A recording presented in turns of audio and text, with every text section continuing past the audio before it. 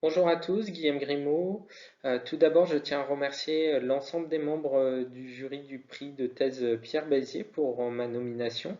Et je vais revenir donc brièvement sur mes travaux de thèse encadrés par Nicolas Perry, Bertrand Laratte au sein du laboratoire I2M à Bordeaux, en collaboration avec l'entreprise MTB Recycling. Et les travaux de thèse ont été soutenus donc en février 2019.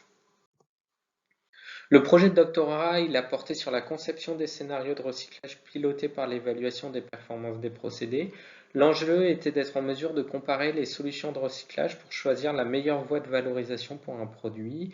Et nos travaux ont porté donc tout d'abord sur la modélisation, donc notre capacité à modéliser les scénarios de recyclage en début de projets de recherche, les outils étaient très pauvres sur ce sujet et donc il a fallu créer un état de l'art et créer des modèles afin de pouvoir les évaluer donc sur un triptyque de performance environnementale, économique et technique avant de pouvoir comparer ces résultats et prendre des décisions quant à la meilleure voie de valorisation.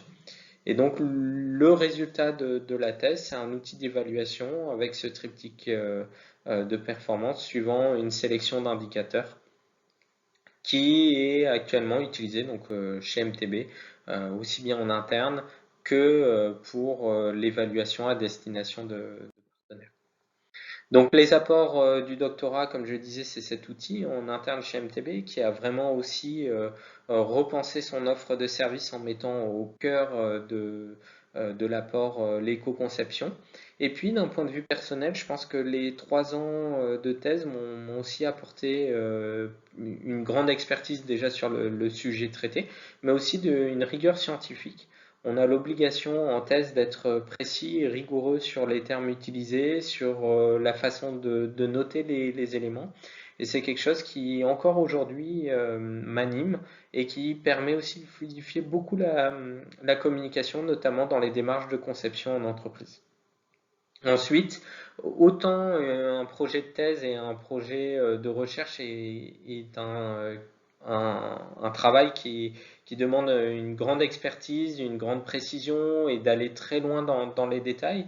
Mais en même temps, pendant la durée d'une thèse, il faut en permanence savoir prendre le recul et avoir une capacité d'abstraction pour savoir évaluer si la route prise, le chemin parcouru est le bon ou s'il faut réévaluer et se réorienter dans de nouvelles directions.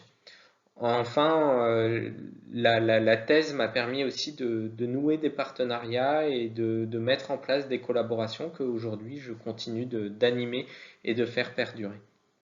Donc aujourd'hui, je suis leader éco-innovation chez MTB Group. C'est un poste qui repose sur 4 piliers.